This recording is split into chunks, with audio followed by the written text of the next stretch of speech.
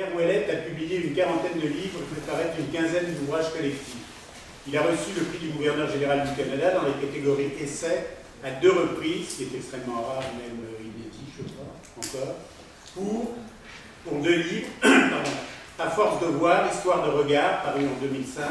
et Hors temps, poétique de la post-histoire, publié en 2008.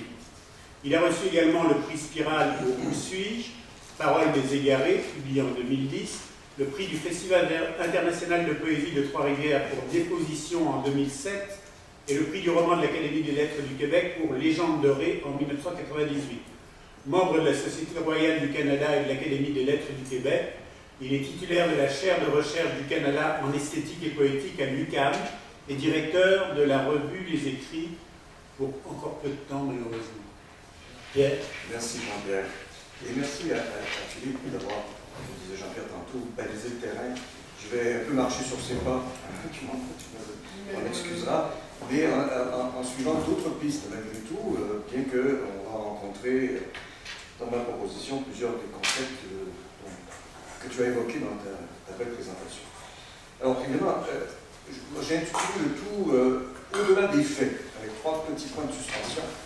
Donc c'est un peu différent de ce que j'annonçais dans le programme, mais ça rejoint un peu en même temps les thèmes de notre rencontre. Interroger l'acte littéraire, c'est bien sûr questionner l'action que cet acte a sur le réel, social, politique, historique, mais aussi psychique, ontologique, anthropologique. Et c'est examiner de près également les interactions qui définissent leur lien. Comment réalité et littérarité agissent l'une sur l'autre, l'une dans l'autre, l'une par l'autre. Voilà les questions qu'on se pose depuis toujours, et singulièrement depuis l'avènement de notre modernité et de ce qui vient après, dans cette temporalité du poste où nous sommes entrés. Mais la question ne semble chaque fois porter que sur l'un des 2 termes de la relation, sur la littérature, dont on ne cesse de douter, qu'on n'arrête pas de remettre en question, et jamais, au grand jamais, sur le 2e, c'est-à-dire le réel, qu'on interroge très peu, comme si sa vérité ou la nature de son existence était acquise de toute éternité. Il semble même qu'on doute de la littérature, de son pouvoir, de sa pertinence, de son sens, précisément parce qu'on est sûr de ce qu'on appelle réalité, qui sert chaque fois de fondement pour critiquer le peu de réalité en quoi consiste la littérarité, réduite au fictif, à la feinte, au faux semblant, bref, à l'illusion du vent, du vide, du vain. Mais si la véritable question ne portait pas tant sur la nature de la littérature, c'est-à-dire sur l'essence de la fiction, que sur celle du réel lui-même, qui constitue en effet le problème fondamental de toute science et de toute philosophie, dont l'enjeu est de définir ou de redéfinir ce qu'on appelle réalité. Pourquoi y a-t-il quelque chose plutôt que rien? Comment y a-t-il ceci plutôt que cela? Il y a longtemps que les sciences de la nature se sont émancipées de l'empirisme naïf,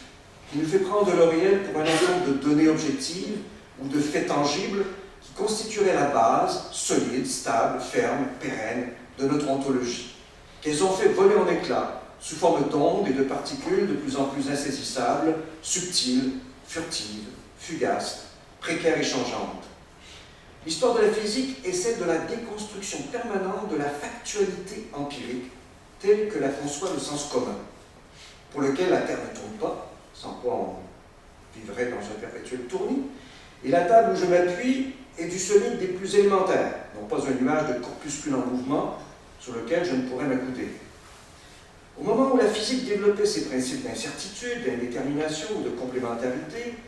la phénoménologie husserlienne proposait une expérience de conscience qu'on appelle l'époquet, qui consiste à mettre entre parenthèses ce qu'on nomme l'attitude naturelle, par laquelle nous croyons en l'existence de données factuelles, sans jamais prendre en compte leur mode de donation,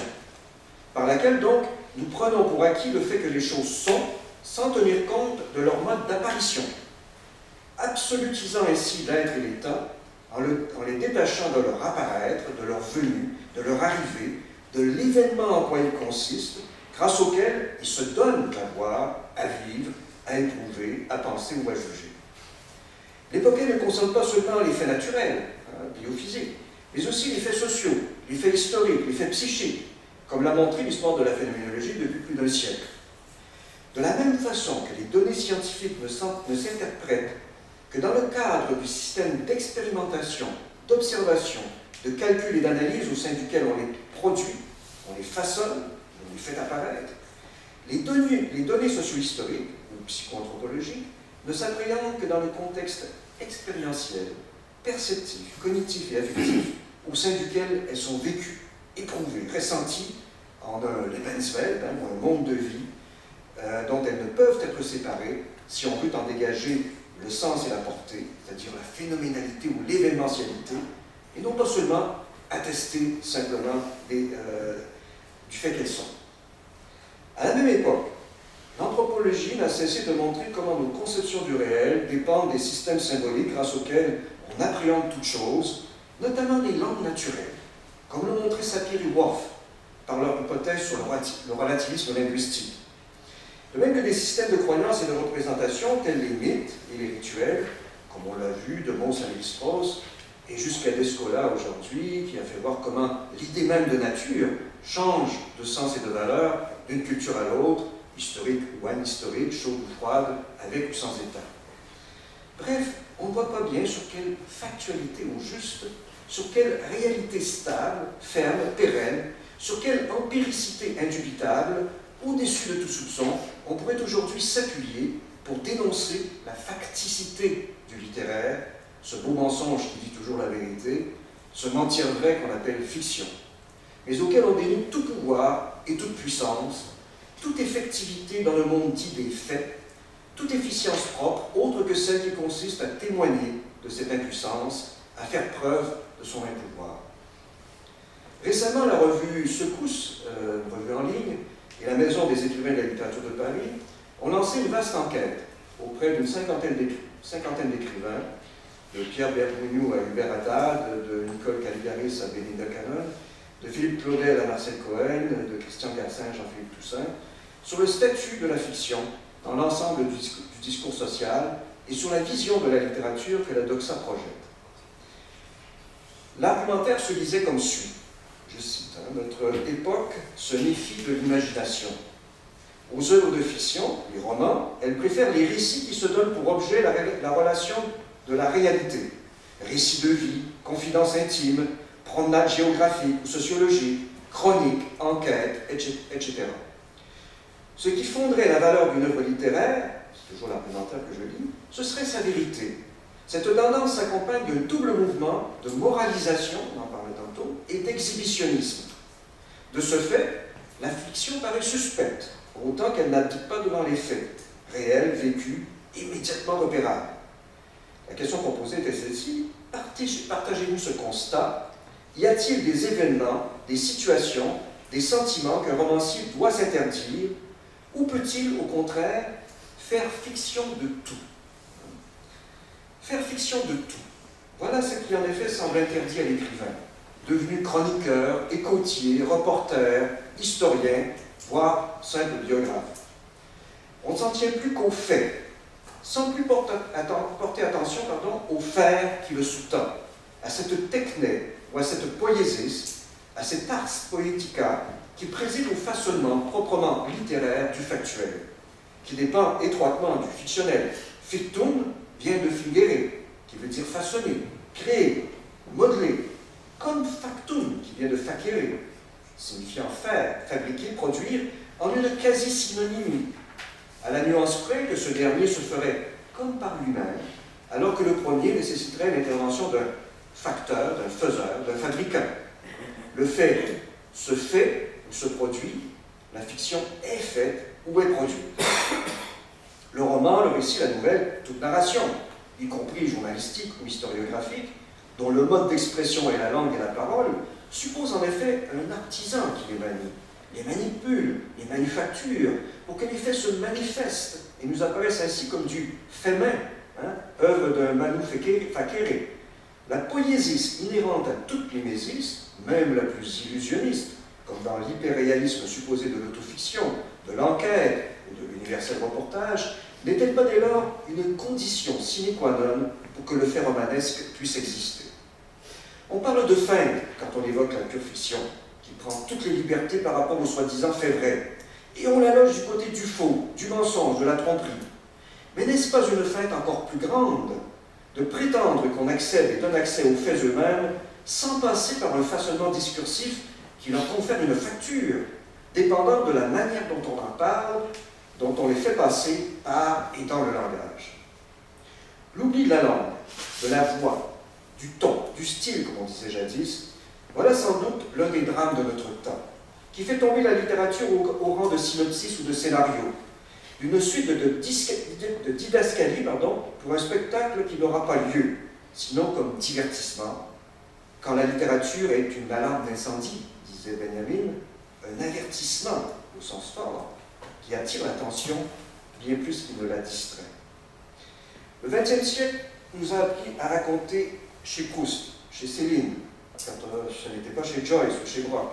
puis à décompter avec Beckett, Duras, Bernard, Henke, tant d'autres, et de nouveau à recompter sous la plume de Quignard, de Michon, de Bergougnoux, de Millet, de Volodine, de Fléchère, plus vivant que jamais. Mais le comptable, comme on disait en provençal, a perdu dans la majorité des romans qui se publient aujourd'hui sa fonction de trovard, de trouveur, d'inventeur, n'étant plus qu'un calculateur comptable des seuls faits qui compile et compute sans plus viser la trouvaille, en quoi consiste pourtant son travail de trouvère, de fictionneur de monde, même introuvable, plutôt que de simple faiseur de faits, rien que le fait. Imagination morte, imaginée, écrivait Beckett dès 1965. Voilà ce qu'on pourrait encore crier haut et fort un demi-siècle plus tard, tentant une nouvelle fois de révéler les morts, qu'aucune alarme d'incendie ne semble plus pouvoir secouer de leur torpeur, que l'incendie même semble anesthésier plus profondément encore. Bien sûr, des voix, ici et là, laissent entendre que le flambeau passe de main en main, et l'étincelle, qui peut mettre le feu aux poudres en une traînée qui ne s'arrête pas, comme les alarmes de sonner et de résonner, mais en vain, dans le vide, pour rien. Vox clamentis in deserto. Répète-t-on, et le désert croît. Donner de la voix, faire le désert toujours plus grand autour de soi. On ne fait plus fiction de rien, on se soumet aux faits, qui parlent pour soi, devant lesquels on reste muet. Sans doute en sommes-nous venus avec les univers romanesques comme on l'est devant le monde, de plus en plus contraignant, incapables d'y résister, de l'imaginer autre,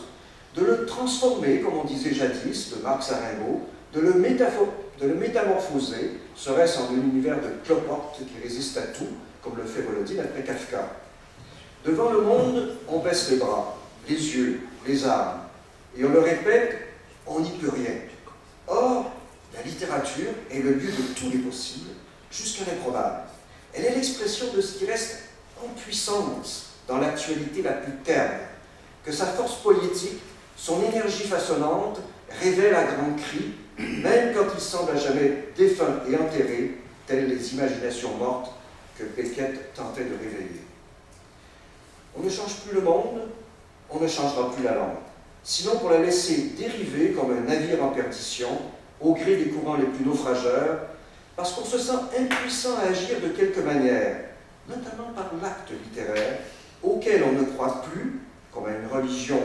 oubliée, à un mythe ancien, dont on a perdu le sens et l'efficience, l'enjeu et la portée. La littérature n'est plus un acte, ni une puissance, parce que nous nous sentons impotents face au réel, incapables d'y changer quoi que ce soit, de peur de se laisser prendre par quelques foi aveugles, comme au temps des utopies. On s'en tient aux faits, on se soumet à eux, le monde est tel qu'il est, et nul n'y pourra rien, sinon à se laisser tromper par une fiction, une croyance plus ou moins invraisemblable, à laquelle on adhère davantage que nos deux pieds au sol, notre seul soutien, notre unique fondement. On n'écrit plus, on témoigne, de tout et de n'importe quoi, comme si le monde était devenu un gigantesque tribunal devant lequel chacun vient faire sa déposition, son plaidoyer, son réquisitoire, invoquant les faits comme preuve à conviction d'une parole qui ne tient plus si elle n'est attestée par une histoire, petite ou grande, la grande histoire est compris, qui constitue le seul arbitrage auquel on croit, l'arbitraire latin désignant précisément le témoin qui a assisté à l'événement, le voyeur, l'épieur, l'espion, l'observateur, le curieux, le mateur, comme on dit, qui assiste au spectacle du monde, en quoi tout finit par se transformer sous l'œil de ce tiers qui est devenu l'auteur, en s'en remettant au seul fait qui se déroule sous ses yeux. Testis, d'où vient le mot témoin, découle de tristis, renvoyant à ce qui se tient en tiers. Non pas celui qui agit ou qui pâtit dans un acte ou une action, un événement vécu, mais celui qui se place en tierce personne, du côté des faits, soi-disant objectifs, qu'il observe de l'extérieur et dont il peut dès lors porter témoignage en les attestant. C'est en effet l'étymon indo-européen tri, 3, qui est à l'origine de testis, par le biais de la forme intermédiaire trestis, et qui permet de qualifier l'écrivain de troisième homme. Non pas le premier, celui qui fait, non pas le deuxième, celui qui subit, mais ce tiers, plus ou moins inclus, qui observe et arbitre, jauge et juge, en toute objectivité, n'étant pas partie lui-même de l'affaire en jeu, qui ne fait que rapporter, sans que l'imagination, la fiction, la fabulation n'interviennent le moindrement dans le rapport qu'il en fait. On n'écrit pas pour témoigner. Comme on le répète sur les plateaux de télé où la bien-pensance transforme la littérature en garde à vue ou en salle d'audience. Je ne jure pas devant Dieu, sur la Bible ou la Déclaration des droits de l'homme, que je vais dire toute la vérité et rien que la vérité dès que je me mets à écrire. Non pas à la barre des accusés, ni dans le siège du témoin, devant les juges de l'histoire ou les jurys de la cité, auxquels je ne dois rien, pas même la vérité, mais à ma table de travail, où il n'y a ni code civil ou criminel, ni annales ni chronique, aucune documentation, sinon le grimoire de ma mémoire la plus trouble, le cryptogramme de mes rêves les plus fous, le palimpseste imaginaire de mes fantasmes à vif, le codex indéchiffrable de mes intentions à nu. La littérature ne relève pas d'un interrogatoire ou d'une garde à vue, mais d'un appel, qui n'a rien d'une interpellation, tout d'une irrésistible aspiration, mot dans lequel l'esprit respire, l'âme vit, bat, pulse, le souffle plane. Non pas une convocation donc, mais une vocation, comme on disait jadis, pour montrer qu'il y a de la voix dans un tel appel. Non pas des voix pour ou contre, mais de la vocalité, qui porte chaque vocable sur un coussin d'air jusqu'à l'oreille de ses destinataires, de ses dédicataires, comme disait Mandelstam, puisque le destin de chaque phrase est de s'adresser à chacun singulièrement, comme à une communauté d'interlocuteurs providentiels qui n'a d'existence que dispersée, disséminée, hors de la cité, sur les terres barbares d'une diaspora infinie où l'on ne rencontre que l'air libre. J'ai dit que l'arbitre est celui qui va sur les lieux de l'événement pour observer les pieds, celui qui vient ensuite sur la scène où on le juge pour l'attester. Le mot arbitre vient de ad betere, vers, à, aller, venir, arriver. Ce qui arrive sur les entrefaits, qui peut dès lors témoigner de ce qui a été. Mais une autre exception existe, présente dans un vieux mot français, le mot arvers, qui veut dire vision, songe, prémonition. Appelons-le le libre arbitre, émancipé de tout jugement hâtif, basé sur les seuls faits apparents, ceux qui se déroulent sur la scène de l'histoire, où ils font spectacle, où ils font la nouvelle, et devant lesquels il ne fait qu'apporter une attestation. Il ne fait pas, qu'apporter une attestation, mais ça donne aussi à la protestation, à la contestation, voire à la détestation, dans lesquels un autre usage de testis se manifeste. Il teste les faits, je parlais de laboratoire tout à l'heure, il teste les faits, les met à l'épreuve, bien plus qu'il ne les atteste ou les donne en preuve. Il en fait l'expérience, non plus entière,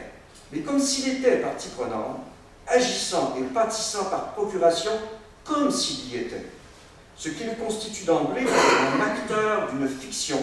d'un acte relevant du « comme si », bien plus qu'un observateur d'un état de fait réduit à ce qui est.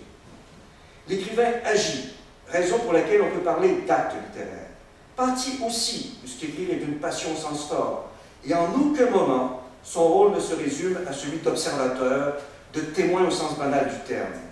Il fait le fait, bien plus qu'il ne le rapporte comme un mouchard, un donneur, un vulgaire dénonciateur. Il est arvraire, visionnaire, trop testataire, capable de contester les faits les plus apparents pour en faire surgir tous les possibles et impossibles, jamais vus jusque-là, grâce au libre arbitre de l'imagination fictionnelle, par quoi la prémonition, l'avertissement préalable, l'alarme d'incendie dont parle Benjamin, soit le présage propre à toute littérature, l'emporte sur le testimonium au sens strict, c'est-à-dire sur le jugement après coup, l'attestation consécutive, la preuve par l'évidence, qui vient toujours après que tout est consommé, pour ne pas dire consumé, fini, terminé. Pour l'écrivain, rien n'est fini, rien n'est commencé. Il a toujours un coup d'avance sur l'histoire, comme le montre Terminus Radieux d'Antoine Volodine, véritable témoignage de l'avenir, où le cauchemar devance ou dépasse toute réalité. La littérature n'a pas pour témoin les faits, mais la fable. Elle n'a pas pour domaine les données, mais le don, la donation. Donner de l'air et de la vie en ouvrant grandes les fenêtres de l'imagination la plus aventureuse, qui n'a pas peur d'aller dehors, de se projeter ailleurs, dans l'outland cher à Melville, où l'on rencontre d'impossibles Moby Dick, qu'on affronte souffle à souffle, lévant des phrases abouchées à celui de la grande baleine, du léviathan, du monstre et de la merveille en même temps. Une fabulation plus vraie que tout rapport factuel. Le mot fabula vient du verbe fari, qui veut dire énoncer, parler, compter, dont la racine indo-européenne ba a donné toute une série de mots comme faconde, façon, enfant, et bien sûr les mots latins fata et fatum. Le premier renvoyant à la fée, personnage clé du conte et de la légende, investi de part en part par la magie et le merveilleux, et le second la fatalité, que prend en charge la tragédie, soit la parole de l'inéluctable, de la finitude ou de la finalité réunie, toujours de nature apocalyptique. Toute littérature est un conte de fées et une tragédie entremêlée, où l'histoire révèle ses secrets les plus inavouables sous une forme qui n'est pas tant factuelle que fictionnelle, parce que fabuleuse, monstrueuse et miraculeuse à la fois, faisant apparaître la boue dans l'or du temps, comme l'or dans la boue du monde, en cette espèce d'alchimie verbale à quoi elle donne lieu et sens. Voilà. L'étymon indo-européen à l'origine de fabula, on le sait, c'est le verbe grec phanai, d'où vient une double famille de mots en phanie d'une part, comme épiphanie, diaphane, qui renvoie à la vision, à l'apparition, et en phasie d'autre part, comme aphasie ou emphase, qui désigne le domaine de la parole ou de l'énonciation. La fable, c'est la parole qui fait apparaître. Un univers d'apparition qui parle, signifie, énonce, annonce, prophétise, etc. Comme d'ailleurs une prophétie vient du même étymon indo-européen. Donc quelque chose qui est de l'ordre d'une prévoyance du pire, d'une prévision de la fin. Cette fable qu'on appelle littérature rythme le temps de l'avant, et au sens presque théologique du mot, avant V-E-N-T, c'est-à-dire de l'aventure, de la bonne aventure comme de la mésaventure, plutôt qu'elle ne compte ou raconte celui d'avant, A-N-T. Elle lui préfère ce qui est en avant, ce qui est par-devant, qu'elle attend dans l'avenant, l'adventus, la venue du non-venu, l'advenir du non-avenu. Elle lui préfère cet avenant à toute forme de retour en arrière, à tout nostos qui la conduirait à rapporter les faits passés, quand elle vise à apporter ce qui reste à faire, l'avenir à prévoir, à prédire, à appréhender, comme le prédateur, la proie qu'il cible.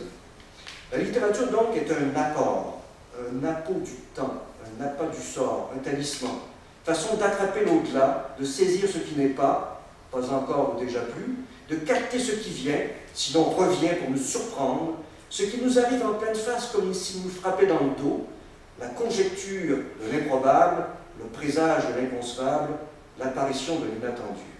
Bref, elle est une image de la fée, Fata, qui conjure le destin, le fatum, bien plus qu'à celle du reporter qui rapporte des faits.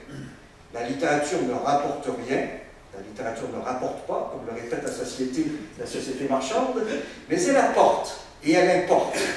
Elle est l'apport de ce qui n'est pas encore, en puissance dans ce qui n'est plus, virtuel dans le réel, et ne peut donc avoir affaire au fortuit, à la grâce, au gratuit. Le temps d'avant, celui des faits, de leurs effets. Le temps de l'avant, ENT, c'est-à-dire de l'adventisme, où l'on s'attend à quelque chose, mais les accroît, qui croît sans avoir été vraiment semé, qui advient sans avoir été causé, comme le dit le mot latin adventitius. C'est celui de l'événement, de l'avènement, du tout venant, du survenant,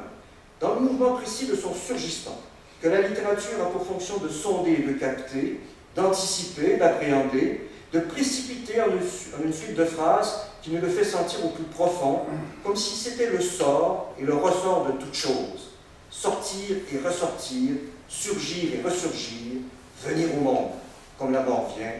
entre les mains de quelques fatas qui nous enfantent, de quelques fées qui nous donnent naissance, de quelques fatums aussi qui nous endeuillent, ou nous enlèvent nous-mêmes, de quelques mauvais œils qui nous jettent dans le malheur ou nous retirent au monde. Le temps des faits, c'est le factuel, l'actuel sur le mode indicatif. Celui de l'événement, c'est l'éventuel, le potentiel, le fictionnel, dont le mode et le conditionnel forme d'existence de la littérature. Elle dit ce que telle chose serait, aurait été, pourrait être, plutôt que ce qu'elle est ou a été hors de tout doute. Et elle-même ne sait pas bien d'où elle vient, ni comment, quelles sont sa cause et sa finalité, son origine et sa fin, sa raison d'être. La littérature est en soi un événement bien plus qu'elle n'est un fait. Un événement verbal, certes, mais tout aussi vital. Je termine avec ces quelques mots. La littérature, donc, c'est l'événement légendaire, mythique, poétique, grâce auquel tout événement qui nous heurte, brûle, consume, peut renaître autrement, dans nos mémoires et dans nos rêves, non plus en un deuil interminable et répétitif face à ce qui fut ou a été, mais en une expérience d'éveil, aux limites de l'être au monde et de sa disparition, qui nous met toujours devant ce qui pourrait être ou aurait pu être, domaine de la fiction, comme l'événement s'inscrit dans l'éventuel. C'est pourquoi la littérature qui compte se définit comme post-historique. Non pas bien sûr dans le sens des Fukuyama de ce monde, qui croient naïvement que les luttes et les contradictions inhérentes à l'histoire se sont à jamais résolues et que désormais aucune évolution ou révolution ne peut avoir lieu, mais dans le sens bien plus profond où l'historiographie ne suffit plus à capter le sens du temps, sinon l'air du temps, propre à l'événementialité dans laquelle les pures données factuelles se sont transfigurées, redessinant le rapport entre origine et fin, tradition et utopie, mémoire et imagination, réminiscence et anticipation, qui ne s'enchaînent plus selon la linéarité propre à la temporalité continue et consécutive de l'histoire, mais se déchaînent en un temps éruptif, explosif, qui relève de l'ébullition, du bouillonnement, du débordement, du jaillissement et du surgissement, bref, de l'apparition, de l'épiphanie, bien plus que de la seule existence en tant qu'état de choses ou état de fait, qui reste toujours perpétuellement en acte et en puissance, on pourrait dire dans tous leurs états, ainsi que toute véritable fiction l'expose en parlant de l'éventuel dans l'événementiel comme du potentiel de tout réel. Merci.